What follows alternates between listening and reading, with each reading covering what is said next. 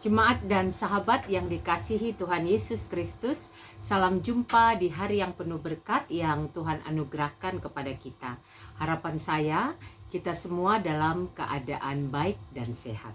Selamat mensyukuri anugerah Tuhan, memasuki menjalani tahun baru 2022 bersama kita mengimani tahun ini adalah tahun rahmat Tuhan, tahun berkat bagi kita semua.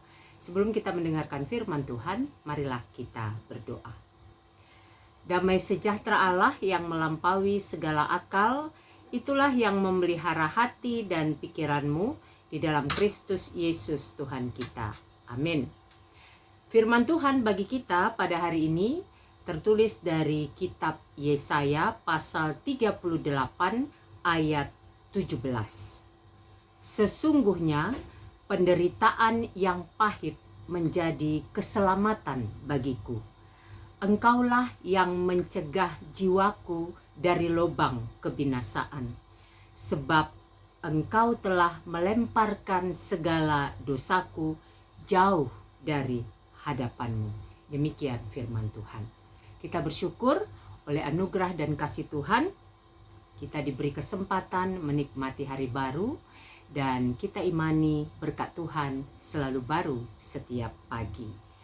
Tema renungan kita pada hari ini adalah penderitaan menjadi keselamatan. Penderitaan menjadi keselamatan. Ayat yang kita baca tadi merupakan bagian dari perikop Yesaya 38 ayat 1-22 yang berjudul Hizkia sakit dan disembuhkan. Dalam ayat 1 dan 2 dengan jelas digambarkan pada hari-hari itu Hizkia jatuh sakit dan hampir mati. Lalu datanglah Nabi Yesaya bin Amos dan berkata kepadanya, beginilah firman Tuhan, sampaikanlah pesan terakhir kepada keluargamu sebab engkau akan mati, tidak akan sembuh lagi. Lalu Hizkia memalingkan mukanya ke arah dinding dan ia berdoa kepada Tuhan. Di ayat 3 dikatakan demikian. Ia berkata, Tuhan, ingatlah kiranya bahwa aku telah hidup di hadapanmu dengan setia dan dengan tulus hati, dan bahwa aku telah melakukan apa yang baik di matamu. Kemudian menangislah Hizkia dengan sangat. Setelah itu kemudian kita tahu ceritanya bahwa Allah memberi kesempatan kepada Hizkia dengan memberikan perpanjangan usia 15 tahun lagi. Apa yang bisa kita renungkan sekaligus hidupi dari renungan pada hari ini? Yang pertama, sadarilah kelemahan kita memahami penderitaan yang kita hadapi. Sadarilah kelemahan kita memahami penderitaan yang kita hadapi. Poin pertama ini sangat penting. Seringkali ketika penderitaan datang, pergumulan datang, sakit penyakit datang, kita mencari-cari apa yang menjadi alasan untuk membenarkan kita. Termasuk juga Hizkia kalau kita baca dalam teks tadi. Tetapi yang sebenarnya dan yang lebih baik adalah ketika kita telah menyadari kelemahan kita dalam menghadapi atau memahami penderitaan, maka kita kemudian memohon hikmat Tuhan. Apa yang mau Tuhan lakukan? Apa rencana Tuhan dari pergumulan, penderitaan, atau sakit penyakit yang sedang kita hadapi? Dengan menyadari kelemahan kita, memahami itu lalu kita datang kepada Tuhan memohon hikmatnya, maka kita akan bisa melihat penderitaan, pergumulan, sakit penyakit itu dari caranya Tuhan, bagaimana Tuhan mau kita melihatnya.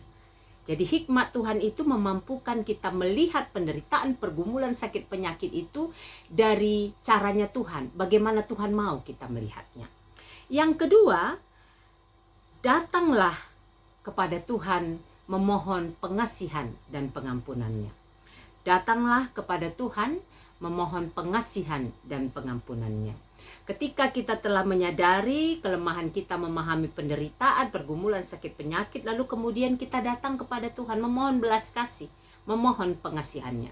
Tadi dengan jelas Hizkia berkata, "Ah Tuhan."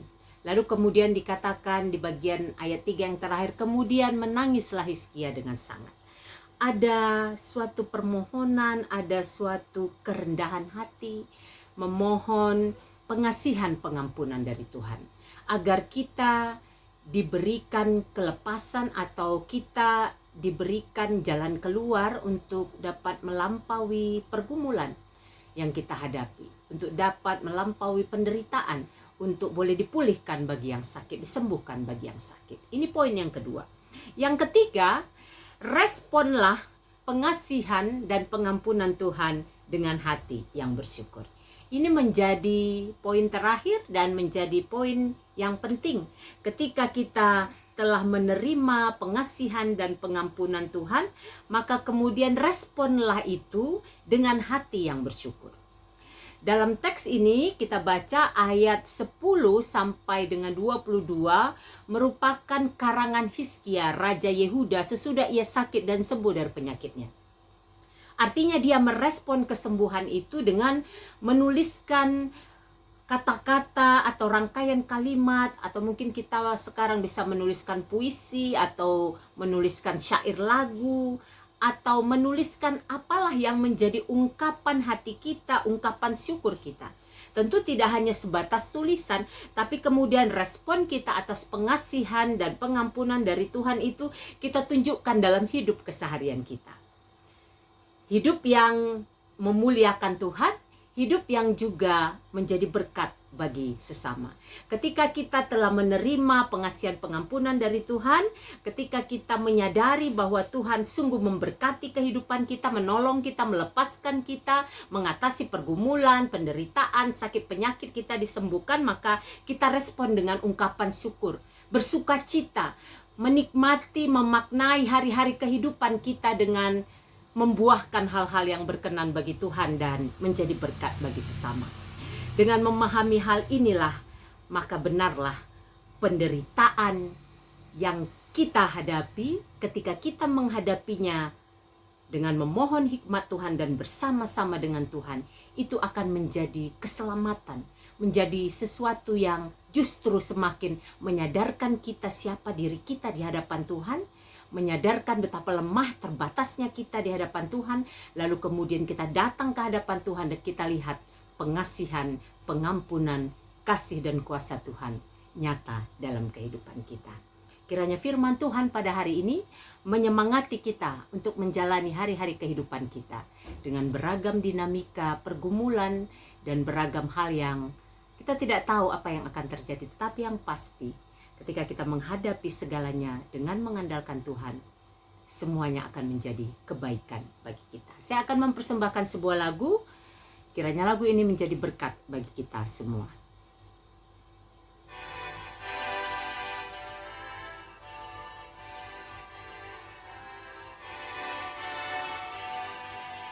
Di jalanku ku diiring oleh Yesus Tuhanku, apakah yang kurang lagi jika Dia panduku? Diberi damai sorgawi asal imanku teguh, suka duka dipakainya untuk kebaikanku, suka duka dipakainya untuk kebaikanku. Marilah kita berdoa. Bapa di sorga, kami bersyukur untuk anugerah dan kasih Tuhan yang menyertai memberkati kehidupan kami, sehingga kami diingatkan melalui firman pada hari ini untuk memohon hikmat Tuhan ketika kami berhadapan dengan penderitaan, pergumulan, dan sakit penyakit.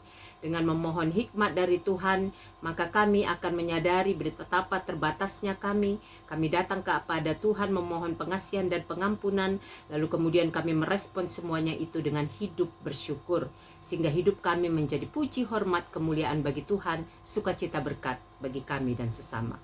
Berkati seluruh jemaat Tuhan, berkati seluruh hamba Tuhan, berkati bangsa dan negara kami, pemerintah kami, berkati seluruh keluarga kami, seluruh aktivitas kami sepanjang hari ini, berkatilah agar menjadi berkat bagi kami dan sesama, dan menjadi kemuliaan bagi Tuhan.